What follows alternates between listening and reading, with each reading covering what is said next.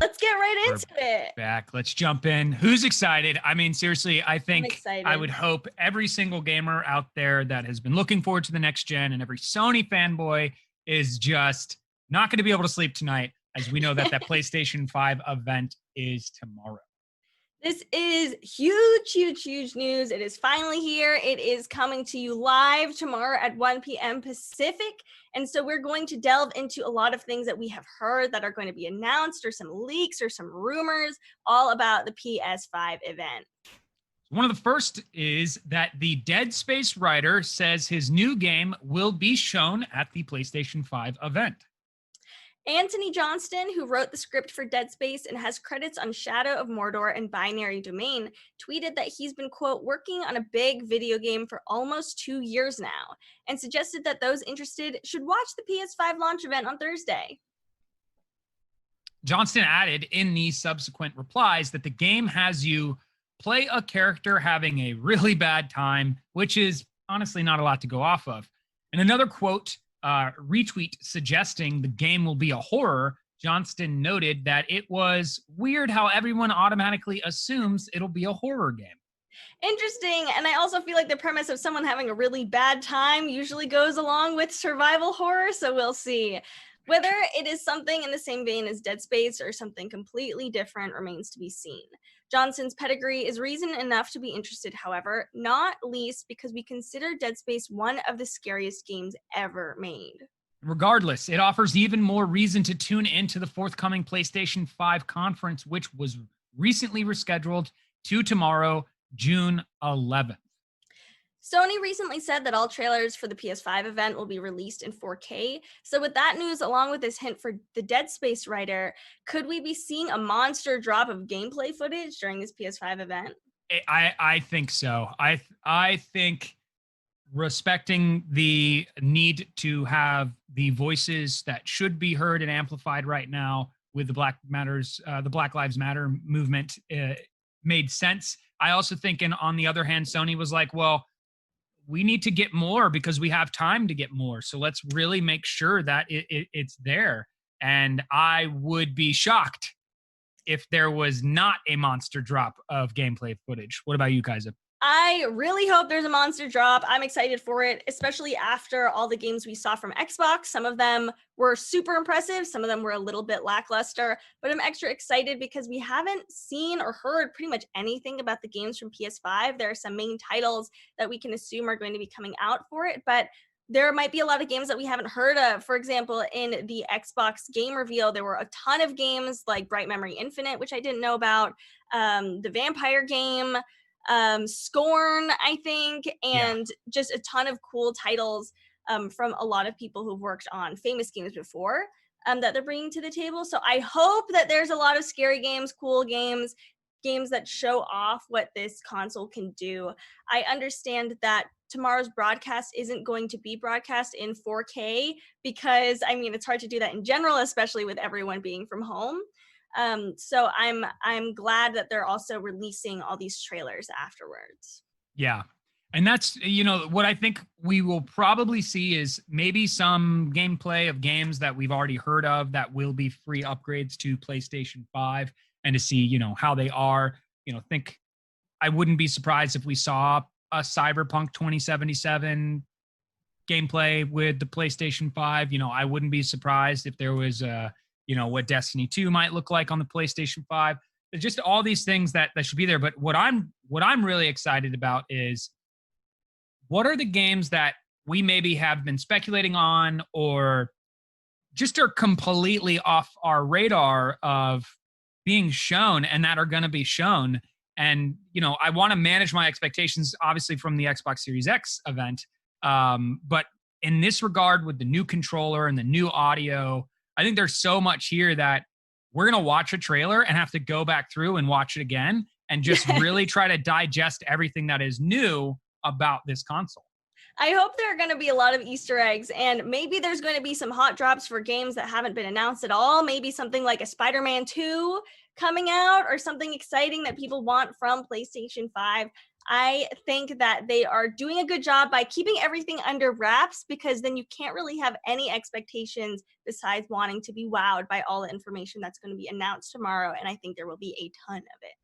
Right. So, and that even jumps us into the next part of the PlayStation 5 news story, which is that a placeholder of Amazon listings have revealed upcoming PlayStation 5 games from Rockstar, Bethesda, and more. A number of placeholder or dummy listings on Amazon have revealed a list of publishers with games coming to both the PlayStation 5 and Xbox Series X. The listings have since been taken down, but a Reddit user posted screen grabs for some of the upcoming titles. The list of publishers is exciting, albeit a bit unsurprising, but it's a sign that big-time reveals are near. I was honestly surprised that these were even posted because they look so easy to find. I mean, if you're looking, for Bandai Namco, this is probably going to come up in your search somewhere. So I don't know if this was supposed to be a secret, but it's out. In the comments of the Reddit thread, a user claiming to be a vendor on Amazon revealed that there are 118 dummy listings for the PS5 and 132 for Xbox Series X. The listings include games, consoles, and accessories. The listings also include a 500 gig, a 1 terabyte, and 2 terabyte models for both the PlayStation 5 and Xbox Series X. It had the PlayStation 5 listed at $599, but it's likely just a placeholder price until Sony unveils the actual MSRP later this year. The full list of publishers with dummy listings for next-gen console games on Amazon include Konami, Bethesda, Rockstar, Deep Silver, Namco Bandai, EA, Sony, 2K Games, Warner Brothers, Sega, Activision, and Ubisoft. It's basically a who's who of gaming publishers. So clearly we got some smoke. There's got to be some fire. How much credibility do we think that this dummy listing actually has for these next-gen releases? I think the games are definitely legitimate. With the consoles, I hope that there are that many tiers of 500 gigabyte, 1 terabyte, and 2 terabyte models for both the PS5 and Xbox Series X. I would be a little bit surprised if both PS5 and Xbox Series X had the same memory of tiers with the 500 gigabytes, 1 terabyte, and 2 terabyte. But those numbers do make sense. I mean, maybe it comes with additional hard drives that you can port in. But I think for the games, it's definitely legitimate. And the $599 price tag seems a little steep. I don't know if it's a PS5 Pro type console. I know the next gen consoles will be expensive, but it is a little daunting to just see that $599 number. For sure. I think without any question, we all should curtail any expectations of a cheap price out of the gate or affordable price out of the gate. If you are fortunate enough to still be working or have the opportunity to set aside some money right now, it might be something you want to start doing to just get prepared for what this cost may actually, require you to undertake. That being said, we have to remember, especially seeing $599, because I agree that's a lot of money, and you take in taxes and got buying games and everything, you could easily hit $1,000 price tag, getting everything you need to get set up and going with this. Mm-hmm. We got to remember, like, this is an investment for years to come. The hardware that you'll be getting, the technology that you're getting, there's so much to this that it is one of those, situations that we have to be able to embrace. But it is extremely exciting to see these major publishers already have something in play for the PlayStation 5, and ones that we should expect even by Christmas, like holiday 2020. You're talking end of the year when some of the best sales are happening, and just a possible slew of titles could be coming out alongside a month or two window of the release of these next gen consoles. I still think it's so funny that the dummy listing posted. What's up, Minnie? Someone in the chat said someone's getting fired. Either someone's getting fired, or maybe they did that on purpose to generate interest, or it was just straight up incompetence or a slip of the mind, which probably is what it was. I agree with what you said, and as you pointed out, this could be $1,000 to get up and going. If you buy the console, let's say you buy an extra controller or two, and games, especially AAA titles, are maybe $60 each. So you buy a few games on there plus tax, maybe shipping fees as well, and you're kind of at $1,000. But this hardware is going to be phenomenal. This is a system that is going to last you a while. As Matty said, if you want to only play Warzone, buy the 500 gigabyte option, because that's going to be the only thing you're going to have space for on that machine, which is okay if you're a big Warzone fan. We've got some Warzone news coming up for you later today. Yeah, I did like seeing that. One of the things that we could expect is having these scaled versions of hard drive sizes for these consoles. It will allow those individuals who go, I can afford the 500 gig and get myself started. Then you have the ones who might be able to pay the premium of having more space on their hard drive. I think, there's going to be that option there of maybe a between $499 to $699 price tag based on the hard drive space that you get with the console. And that also should be something to just kind of set an expectation for, is how many games are you probably going to get if you get this console right away? What games do you own now that you've already heard will be free upgrades when you do jump to the next console? Right. Or if you get the Xbox Series X, maybe you're just going to get the Games Pass, and maybe you're not even going to buy those games and just pay the $15 a month or so and have kind of your Netflix library of games that maybe you just rotate in and out, especially if you have one of the smaller hard drives on there. Yeah.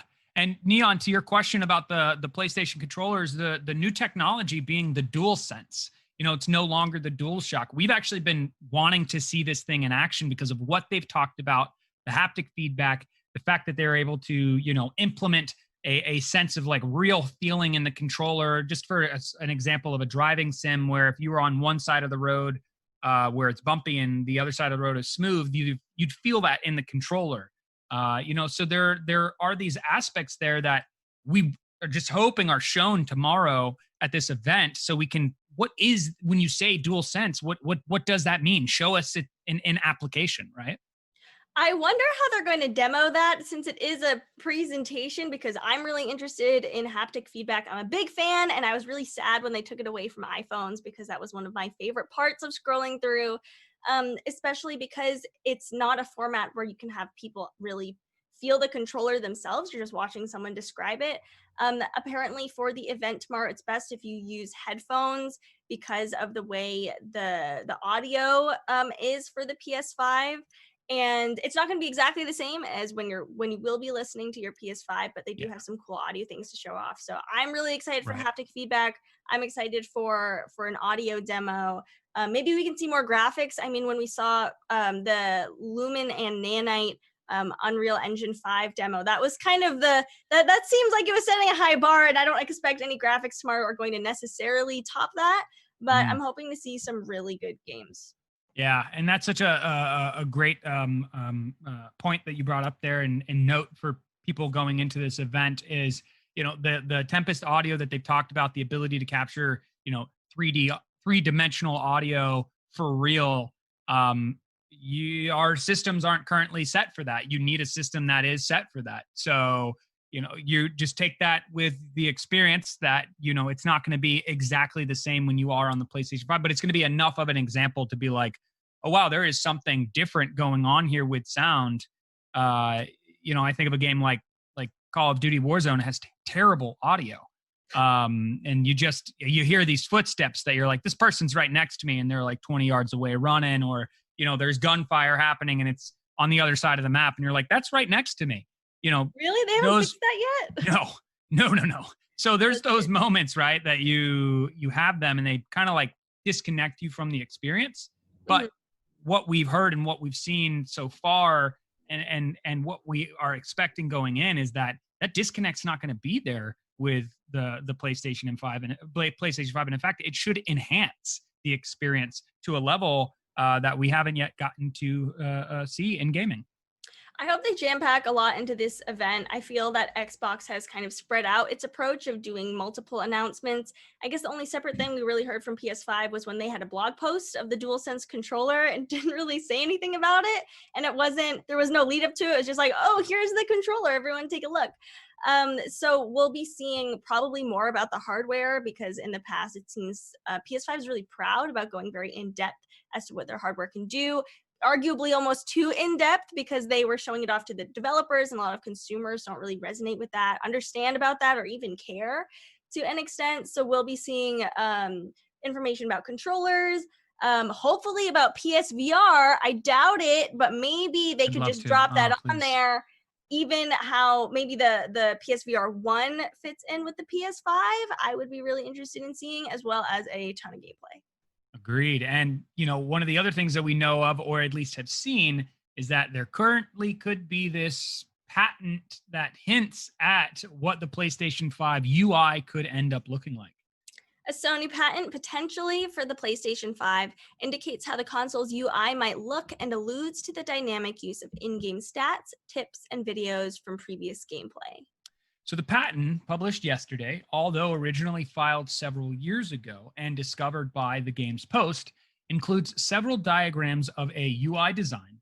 And on first glance, it'll be very familiar to PlayStation 4 users, but seemingly with more detail offered to the player.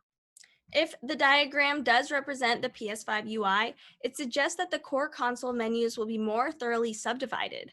Games, for instance, have their own tab, and that individual game tiles will offer an array of extra information, including your status in the game, potential hints and tips, and videos of your recent play. As with all patents, Sony may have decided not to use this design or just maybe some elements of it. However, there are further interesting elements listed within the patent documents that support previous speculation. Sony has also patented a system that uses behavior metrics to dynamically show players hints depending on their performance in game. One of the images shown in the full patent listing, figure 4B, offers a situation where the game will tell you how to go around a hill and jump over a truck if you were struggling with this part of the game previously. And alongside the hint, you could potentially see in-game statistics, including kills, player level, and points earned, as well as even a set of coaching videos. And the system will determine what to display to the player depending on these metrics. And in figure 4B example, this could arrive in the form of a hint, a video, or just simply some statistics. PS5 system architect Mark Cerny has previously mentioned a more flexible home screen on the console, and these innovations certainly fit into that more dynamic experience. I think this is really cool and something for maybe those people who haven't stepped into gaming and are feeling like it's a little daunting to play video games. They feel so challenging if they're not a mobile, simple, easy, kind of experience. For me, I'm all for it. What about you, Kaisa? What do you think about this potential new PlayStation home screen or UI? I think that the video part is cool. Like maybe if I'm flipping through the tiles instead of just a picture of The Last of Us, it'll show actually like Joel and Ellie moving around from what I was playing before. I hope there's a way to turn off your KDA. And I don't want any hints. I don't want any backseat gaming. I get enough of that from stream chat sometimes, and I hope there's a way to turn that off. I also could see myself being flamed a lot if I open up my PlayStation on stream and someone goes like, "Oh, I see your KDA, it's so low." So that's just from my perspective of being a not very good gamer. I think it's exciting and I think it's cool. I also don't necessarily want a lot of changes to a UI. I mean, a good user experience is one that you don't notice because it's so intuitive and it's so easy to click through. I mean, I definitely, at least the layout looks really good. I definitely like that. And I'm glad this isn't kind of a PlayStation home experience where I'm going to literally have to be walking around to get to my next game to play. I recognize what some are actually saying in the chat, that this could actually have a strong benefit for people who love to play games and just might not be that good at them. And a lot of that doesn't boil down to the fact like, oh, you suck, as someone would say, or, as Matty's joking about, you're trash. It's just that sometimes that critical thinking under pressure takes time to evolve. And someone like yourself and myself play a lot of competitive gaming, you are required to think under pressure and execute what you normally know to be the equation for the solution you're looking for, right? But there are other individuals that may get stuck or get trapped or just not be able to move past a part because they just can't think like that right now. And I think this is kind of like a training wheels, right? Aspect to riding a bicycle. And this will be there. I would imagine you can turn it on and turn it off, right?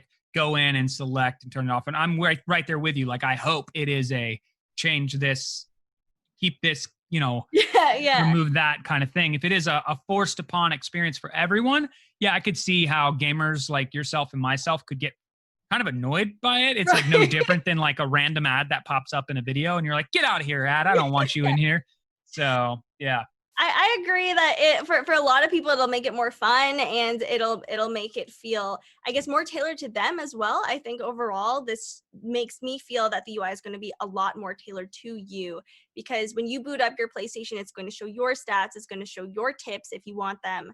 Hopefully you can toggle that off, but it will be different for each player and each person, and I think that that adds just another level of connection people will have to their PlayStation, even if they might not realize it. Because if you go and play on your friend's console, you'll probably realize the difference. And I think it's cool that your console will be more personal to you. Yeah, I agree too. And that was something too that Sony had addressed in the first initial breakdown of the PlayStation 5, was that one of the things that they're working towards is almost getting to a place of biometrics within your console, so your console is yours, and that's something to me, like, on one hand it's like, whoa, what's happening here, but on the other hand I'm like, man, that's pretty cool. I really like that a lot. So this could again be that step in that direction, as this AI tool is just learning how to best assist you, the player, if you happen to come across something that is just too challenging for you to put together. So taking a step back now to talk about this PS5 event tomorrow, with all this news that we have today and everything we've heard so far, what is our hype meter? And chat, what is your hype meter on a scale between 1 to 100? Easy, 100. I was going to say 100. Yeah. I was going to say maybe 99 because I 97. A lot of information, and I'm kind of worried that PlayStation isn't going to reveal everything and there's still going to be a lot of mystery. Yeah. But 99 or 100. Yeah, same. I want to believe, based on the previous console cycle, that Sony has done a great job of paying attention to the mistakes that Microsoft has made and avoiding making those mistakes. And again, I want to believe, based on that and based on the past, 8-9 years that we've been with the current console generation, going into this event, they're coming right in with that. They are coming prepared. They know what they're doing, and that this event should land strong. I think what is something is kind of like the devil's advocate going on in my mind is like, what if we hop on the show tomorrow and we're like, what was that? You know what I mean? I would just feel so deflated if that actually becomes the conversation tomorrow on our show. I really hope not. That's why I took 1 point off, because I'm really worried that we're still not going to see the console. Maybe we're still not really going to get a lot of demos. True. Maybe there's going to be like 3 to 5 games announced, and then the rest is just kind of like, well, wait and see, everyone. And we're like, but this is called the future of gaming, and I'm here to learn about the future of gaming, PlayStation. Yeah. If we start tomorrow's show with Valorant news, something went wrong. If we, it's a great point. Yeah, if it's like an hour, it's actually still going on. Like, so let's talk about this 101 patch on Valorant that came out today. Sage got nerfed. Not much to talk about otherwise. Oh boy. That's true. So, hey, Matty, while you're here, because I know you're happy about this, and Kaisa, you as well. This question, like, if you had any predictions, same to chat as well. If you had any amazing predictions for the PlayStation 5 event tomorrow, what would be absolutely insane, or something you would just be like, this would be, the cherry on top? Insane cherry on top prediction, I guess for me, would be like, you could like engrave your PlayStation controller. Oh, nice. Like comes custom fit for like your hands. They have them for Xbox. Hey, you know what? PlayStation. The Last of Us special edition console is the first console to have embossed lettering on the console. So you might be onto something there. And I think they 3D printed that in the States. So that could be cool. Maybe there's something there. What do you think, Maddie? Do you have any crazy? Well, I'll let Marone say because mine's a little crazy. So I'll let Marone, yeah. Let's see what you got to say. I think because we talked about it before, and I think it's totally ripe for it. I think there's so much that could be done with it.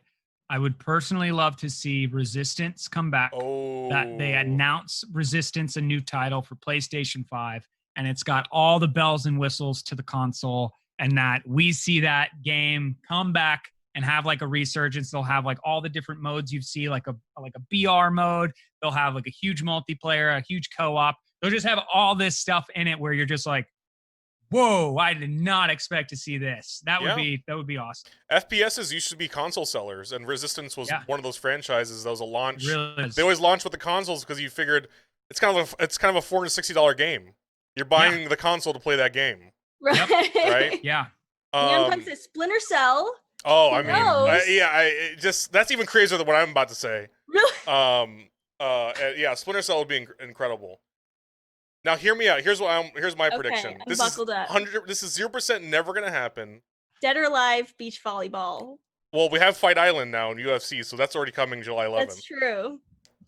Okay, so hear me out.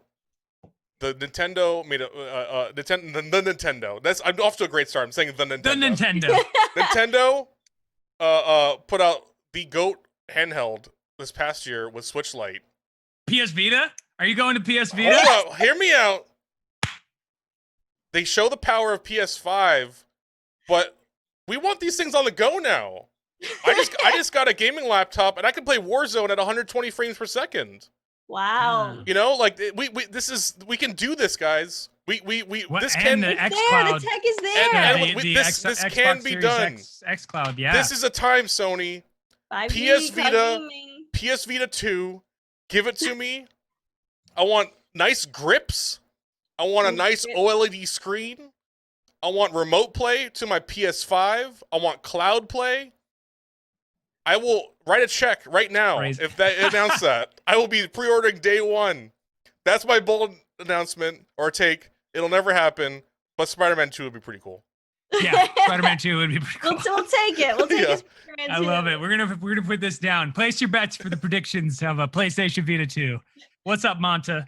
We are jumping into all this PlayStation 5 news here on the Caffeine Channel News Hour.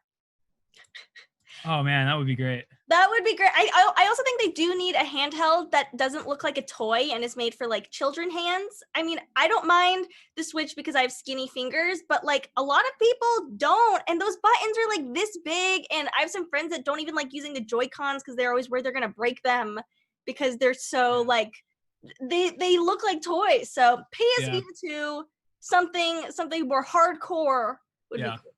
Yeah, and you know, the other thing outside of a game, I think it would be absolutely insane would be to say like not just to see the PlayStation VR headset, but to see it in action, like to see the new design, to see the controllers, to see a game that's like a PlayStation exclusive PSVR 2 experience and just be like, my God, that's the Valve Index for the console. That would be another thing that would be awesome. One more bold prediction on that note. Oh, do it.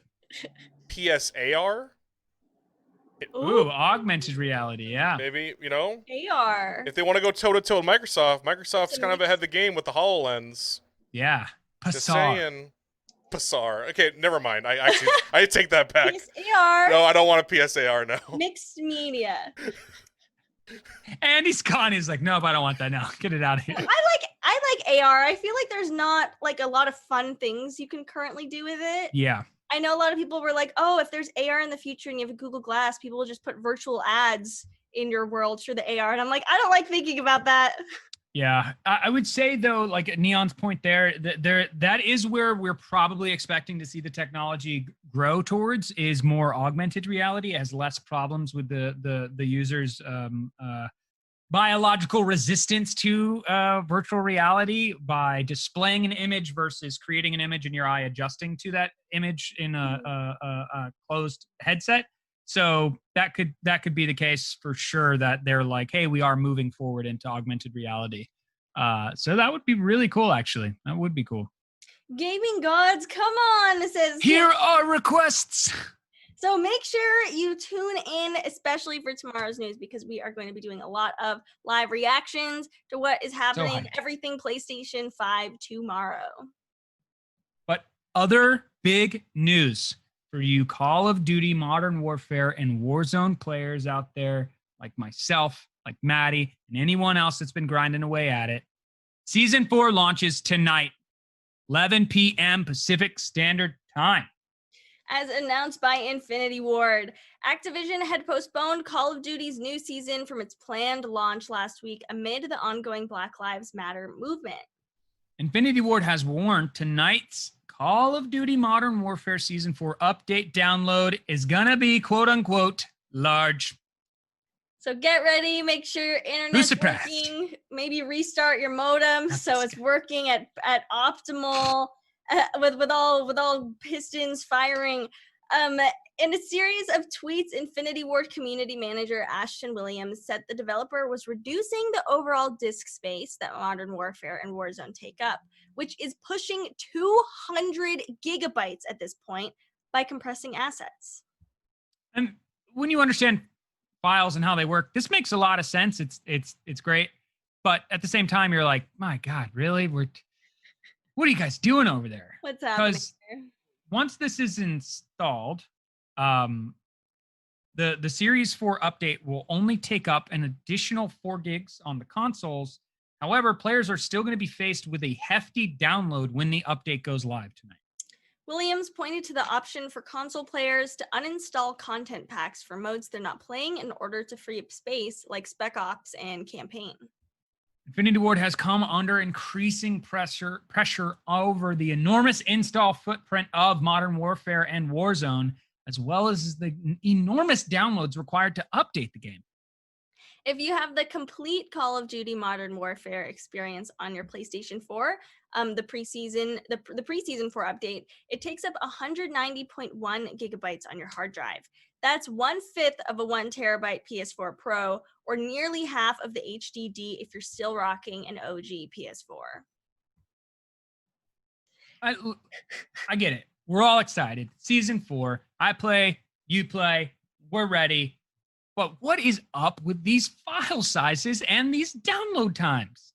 I am at least glad that they seem to be more aware of it, and this update is only going to be 4 gigabytes bigger, but even though it's only going to be 4 gigabytes bigger, I imagine it's going to take a ton of time to reconfigure all the data that's on there, or uninstall certain things and reinstall certain things with the update. This game is massive. I don't know what necessarily that means for Season 4, if there's going to be a ton of changes, since this is a big download in general. And what we're going to see, there were a lot of weapon changes announced, a lot of tweaks in regards to that. And I wonder how it's going to change gameplay, if we're maybe going to see anything change with the maps, if there's just going to be a big lead up to maybe the nuclear warhead having some event in the future. Yeah, I want to believe that maybe we're going to see the new map. Like, why would you have, they're like, it's going to be a huge file, right? So in my head, we already know about, there's some guns coming. Of course, there's probably going to be new store stuff, and there's going to be, multiplayer aspects that they're going to throw in there too. Maybe they're creating whole new playlists aspect for their, their UI. Maybe, I don't know. Maybe there's something just on a normal level that this is why it's so big. But part of me is like, rumor is there's a new map coming and this event's happening with the nuke. Maybe that's what this is. Maybe that's why it's so big, is not only are they compressing files, but they're replacing the entire map from before to this new map. And that's why it's going to take up so much time. I hope so, because we've heard a little bit of hints with Urzikstan, I believe the new map is going to be called. And I would honestly be kind of impressed if this was all set up for the new map. Are you laughing at another Nuketown? No, do you see the meme on the screen? Call of Duty Warzone, PlayStation. I'm the hard drive now. It's the whole, it'll take up your whole thing, your whole console. It really is. There's just no doubt about it. If you are playing on PlayStation 4 and you don't have this 1 terabyte drive, your hard drive is you should just find a decal and just make your PlayStation 4 a Call of Duty PlayStation 4. Right. Oh my God. Just slap that new logo on there. I think funny. I love it so much. A new map for me would justify the big download or all the space it takes up. I think that that's honestly the only thing that would make it worth it to have a game of that size on my system, or for anyone to have that on their system, if the change is going to be so huge, because the current Warzone map is already enormous. And to replace that would be pretty spectacular, but we'll have to see. Yeah, I agree. We are going to have to see what drops today. I'll be definitely on to see what's new and what they've added and what they've taken away. Maybe VR's Trios Classics comes back. Maybe a classic mode is a mode you choose. Maybe now we'll actually have like battle royale modes where that happens. Like, I'm excited about season 4. I'm also really concerned. I think one of the things that we have to talk about is right now, unfortunately, there is a huge resurgence of cheaters in Call of Duty. And you don't have to go very far on a Twitter search or on Reddit to see this abuse in this game. And my hope is maybe part of this file size is them getting ready to release an anti-cheat software. I think that is something that PC needs. I am fine with that being the case, because this game is being ruined by people are turning off crossplay because they don't want to play against PC players. And I have friends of mine that I can't play with as I play on PC because they're like, I don't want to get into a lobby where we might be facing cheaters. And it's like, okay, give us an anti-cheat software so people can't do that.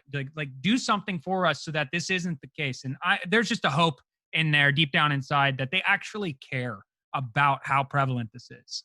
I agree. I really hope that maybe we're going to be seeing a lot more anti-cheat, a good system on there with this update. It's really disappointing because we were talking about how there was a mass amount of cheaters in Warzone, and then Warzone banned, 50,000 to 70,000 cheaters? 70. What did you say? 70 that we know of. 70,000 accounts, and then they put everyone in cheater lobbies and on their own cheater island, and it they said they did. Which is a big thing. Yeah. And they said that they're also cracking down on racism in the game, but it's really unfortunate that a few weeks later from when they were handing out all these bans, it seems like they've kind of let cheaters come back and start to take over games and creep back into lobbies. And I hope that they didn't ban all those accounts as a PR show. I hope they're actually really trying to improve the game for the future, because if they did all that and cheaters come right back again, then what was the point of really doing it in the first place? Yeah. And nobody, I mean, you bring up a good point there, which is why some of the people are talking about like permanent bans, like unleash a ban to their PC. So that person would be required to have to replace their entire gaming PC to be able to play the game. I mean, that would be wonderful. If you're, I look at it like this. If you're telling me, and an IP ban, of course, there's a workaround for that, but there's things that they could do to ensure that they trim this fat, because the 70, it's like 60 million players in this game. Yeah. I have not found a lobby other than playing early in the morning when I guess the cheaters are sleeping, where there isn't someone cheating. And it is frustrating. And it is just one of those things now where the console friends of mine are like, we're not going to play together because this is such a problem. And for someone, for the more wins that you get, which is like what you're going for in Warzone, you're more likely to find cheaters, because the higher MMR you get in for skill-based matchmaking in Warzone is associated with your wins and is associated with your KD. You're going to go into lobbies where these people have cheated their way to these numbers and are now in your lobbies, and you've now unintentionally gone into cheater lobbies just because you've been playing for real. To talk about Valorant for a second, I'm glad and I really like how the people who are banned in the beta apparently are still banned now, even after the game has launched. So Riot hasn't forgotten about those players. For Warzone, I hope they address this with the new season, because I would hate for them to bring out all these new things and maybe a new map with the new season, and then just have that be drowned out by a lot of uproar about too many cheaters in the game. That's a great point too, because I think the last thing you would want to see is if Warzone and Modern Warfare and Infinity Ward don't address this, that you just watch the player base of that game deplete completely when 2020's Call of Duty comes out and Treyarch takes a different approach with the game. Mm-hmm. You know, it very well could be, it's like, you know, they would be hurting themselves to not address the problem. And that's why their silence right now is essentially, it's maddening for a lot of the community. Like, why are you guys not doing something about this?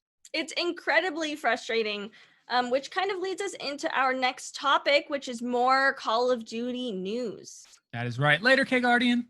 See you later. So, according to a new tweet from Jeff Grubb, a reporter at VentureBeat, who has accurately leaked information on the gaming industry in the past, Blackout, the Battle Royale mode from Black Ops 4, might be returning in 2020's Call of Duty game. And it's not clear how it will return, but Grubb claims that it may return in some form in this year's game. Blackout was the first ever Call of Duty Battle Royale mode, released in October 2018 by Treyarch. The mode brought 100 players, combining the Black Ops universe together in a massive Battle Royale mode. And it's not clear why Activision would bring Blackout back as its own thing for the game versus just updating Warzone. But this could potentially be incorporating some things from Blackout into Warzone to continue the Warzone world as one in the future. We still don't have official details on the 2020 Call of Duty game. Other than that, it's reported to be called Call of Duty Black Ops Cold War. Yeah, Zeke, I hear that. I think a lot of people said that they only played Blackout once because they just were like, it's just not good, you know? No. I think you're definitely not alone in that experience. So let's say this is true, and we have two different Call of Duty Battle Royale modes. The question I have for you and for chat is why? So I wonder, with Activision Blizzard being the publisher, if maybe there is a sense of, well, let's see who does better. This is what Infinity Ward did, and it's clearly popular and people really like it. Let's see what Treyarch does. I mean, they've been a pretty big developer within the Call of Duty series. If they do it better, then we'll turn it over to them to take control and do that. You know what I mean? Like, for me, it kind of makes sense. It's like a pro organization switching up a head coach, or, you know, trying out something new and seeing how it works, and does it work well for the team as a whole. And I'm all for this because there is an essence of Infinity Ward that I have complete disdain for, which just seems that all they care about is your money, and they have that bro culture even in their own dialogue that just doesn't need to exist in Call of Duty games. Was there anything good about Black Ops that you remember that you'd like to see in Warzone if they were to bring over some elements of the game versus just bringing it back? You know, I'm the worst person to ask because the Black Ops experience I have is very limited. So maybe somebody else might have something to say about that. But I'll jump in. All I heard from anybody I play with Warzone now is like Black Ops was trash. That is the common thread through anyone.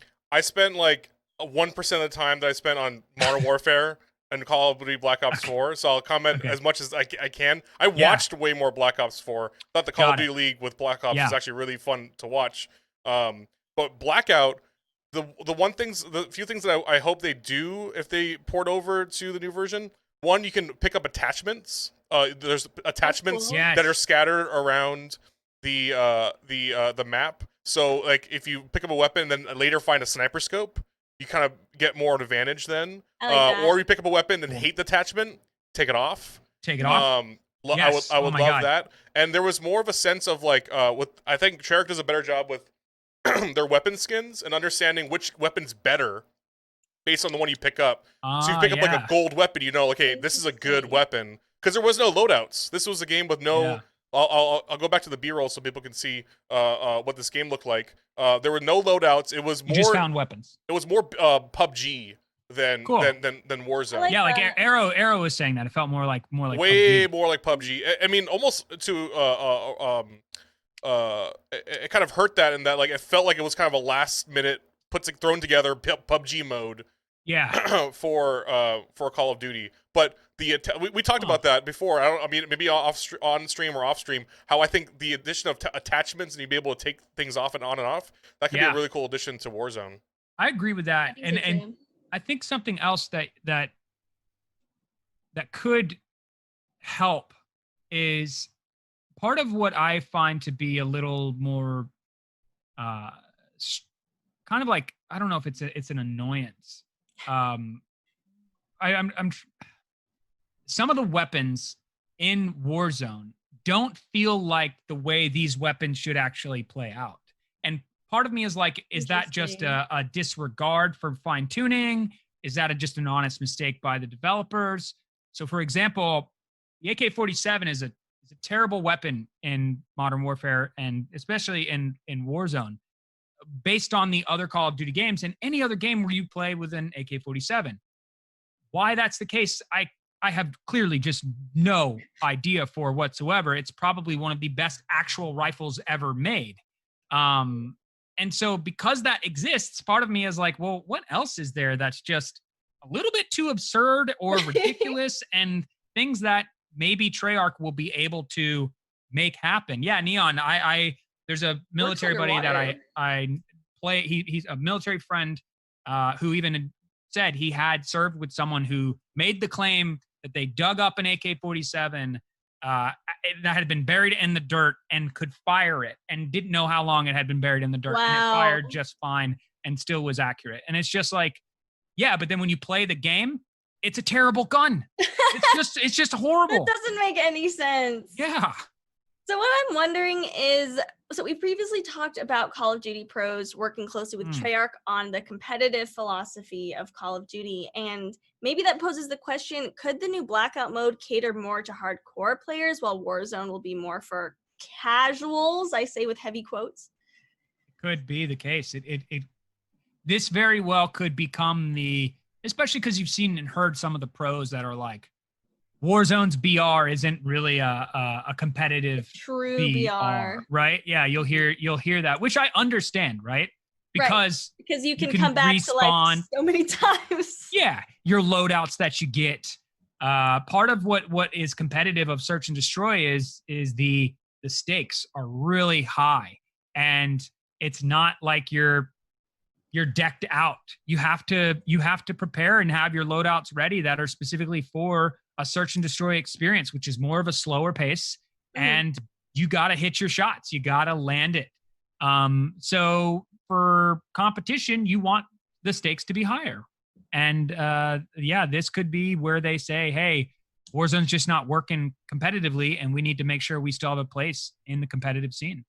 Definitely. What's up, Brelin? I see how there could be two different markets where Blackout, if it comes to be its own mode, will be more competitive.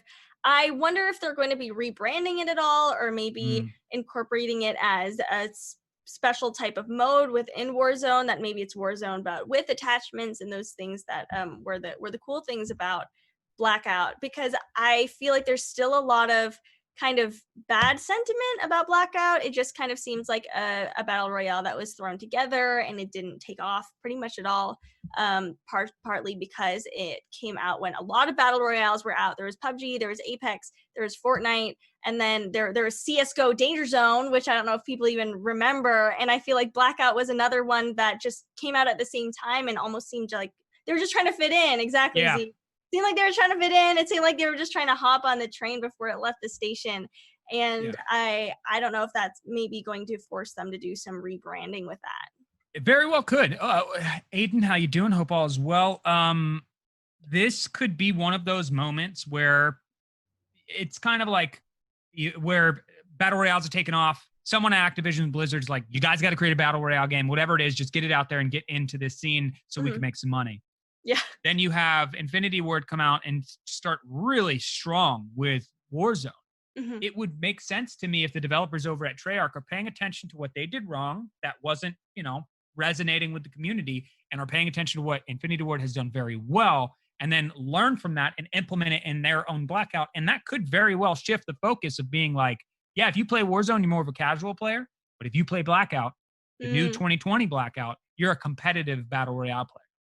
I think that would honestly be really cool. I think it would also add some freshness to Battle Royale. A lot of people get burned out really easily, especially since, the maps are the same, the weapons are the same. But if there were 2 different Battle Royale modes with different pacing, with a different style of play, and your skills are still transferable because it's both Call of Duty, I could see that being a success.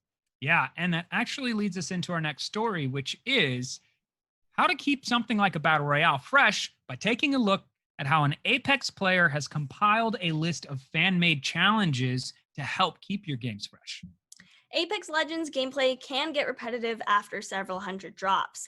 Players have started to impose their own objectives for their teams, like crouching for an entire match, and an Apex fan shared an ultimate list of challenges to follow if your gameplay is getting stale. And this list compiles 30 challenges that interfere with players' behaviors, legend selection, and loadouts, and they all have a significant impact on your gameplay. And the match may not result in a victory, but it'll honestly make for a more interesting experience. Some of the challenges will alter how teams behave in a match. Players can take on the tasks of pushing forward every fight they hear, landing on certain spots such as the train or the supply ship, or not using any form of communication, pings included. A challenge called TTV BTW pokes fun at players who solo drop by having each member of their squad land in a different spot, then meet up halfway into the match. And player behavior isn't the only thing that's changed, though. Several challenges tweak the available weapon pool. Squads may see themselves locked to only using one ammo type or only using shotguns and snipers. And other challenges also forbid the use of backpacks or attachments for an extra hurdle in your gameplay. The list mentions several ways to keep your legend choice fresh too. Challenges can lock players into using a specific category of legend, for example, assault, recon, or support, or randomizing their choice by having all squad members choose the same character in the starting screen. A challenge called Copycat forces players to pick the legend that killed them after every match, which can take players drastically out of their comfort zones. And these challenges are meant to be completed with friends, but a handful of them can be done solo. Players can follow the first and foremost challenge to keep the first pair of guns they find for the rest of the entire match, for example, or only use a specific weapon category. When I first heard about this list, I thought it was hilarious that it sounded like the game itself is so boring that fans have to come up with creative ways to make it fun for themselves. But after a second look, I think a lot of these challenges are also a kind of a way of training yourself and forcing yourself to use legends that you usually don't use, or putting yourself in extra difficult situations and having to overcome that. So it could actually make you a lot better of a player if you did these challenges. Completely. I actually think something, when I think of like my Warzone experience with Battle Royale, I loved the TTV BTW experience, which is, landing in separate parts and then meeting in the middle.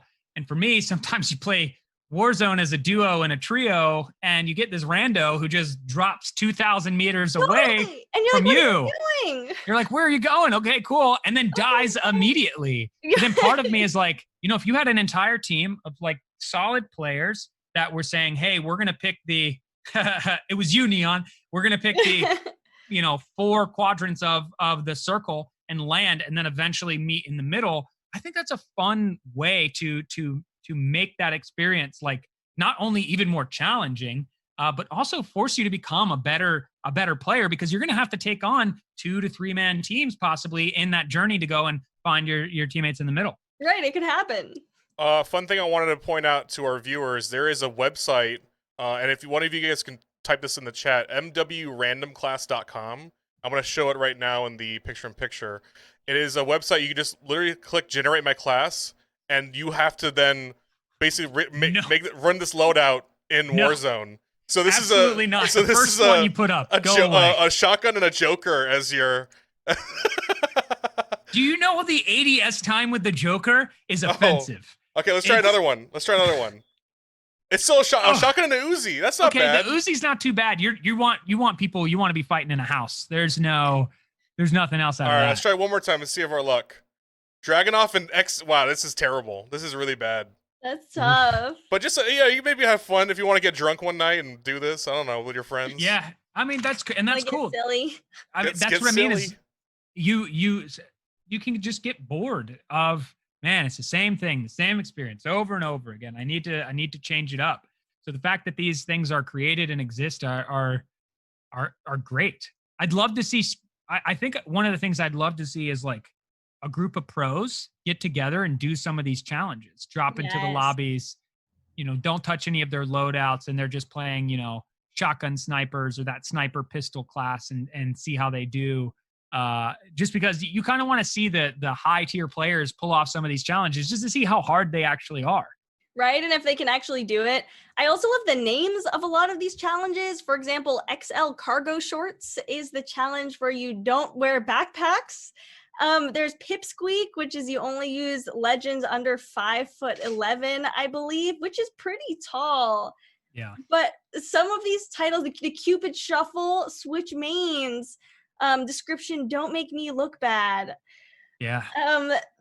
I think it's pretty creative. I agree. It'd be cool to see pros do this, or I could totally see this as like a TikTok challenge.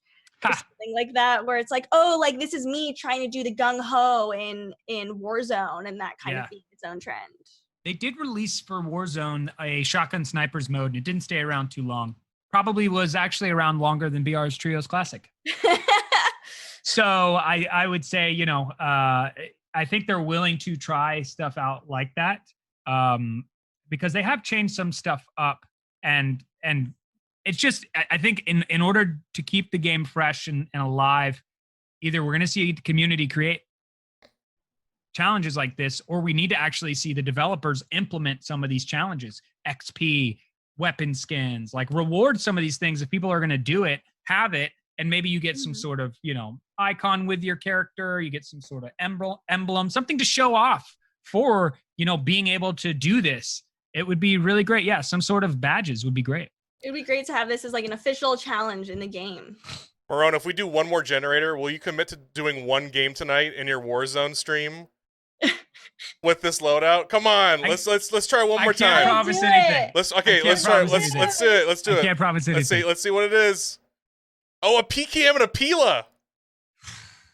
Come on, you get kill chain. With kill chain and point man. You get a throwing knife, and you get a gas grenade. And a gas grenade. What are you guys trying to do to me? And they even have the build for the PKM. You want me to use a scout optic on a PKM? I believe in you, Marrone. All right, one more time. Let's see if we can get a crossbow. You gotta do one game with a crossbow. I do play with someone who does play with the crossbow, and what's funny is they do fairly well with it, and it shocks me that like the crossbow kills actually happen from this player. Marrone, we're getting a lot of people in the chat who are agreeing that this should be something you do tonight. They want to see. Wow. Yeah, let's do one more. I appreciate the peer pressure so much. M13 and M13 357. Not too bad. Not too bad. 60 round mag. The bipod is like an odd choice, but everything else seems good. Wait. Cold blooded. Yeah, cold-blooded, hard line. We wouldn't be able to use in Warzone, but I'm gonna screenshot this. I'm gonna send it to you, man. Maybe you can run with this as your your random generated loadout tonight. we're gonna if you're gonna do it, you gotta do it. I'm gonna think about it. Look, the chat's cheering you on, man. Well, everyone will have to tune in later for when we're no pressure. Warzone. None. On. Oh, but that does bring us this wonderful amount of support and pressure from friends and family and the caffeine fam out there. We are at the end of the Caffeine Channel News Hour. Thank you all so very much for being a part of this with us on this Wednesday. We all appreciate your existence and being here, tuning in. Thank you so much for hanging out with us and having us be your gaming news source. So if you want to join the conversation, you can sign up and click the star to get a notification each time we go live, but don't go anywhere. because Zand is coming up with some gameplay. I believe he's jumping back into some Star Citizen. And then I will be back at 5 p.m. to 7 p.m. playing some Warzone and hopefully pushing more into my wins as I broke 40 a couple of days ago, and I'm gunning for the 50. I can see it. It's totally going to happen. Everyone definitely tune in, hang out with Zand, cheer on Marrone. I am Kaisa. I am Marrone. We are out of here, but you guys have fun with Zand, and I'll be back later for some game time with you all. Have fun. Bye, everybody.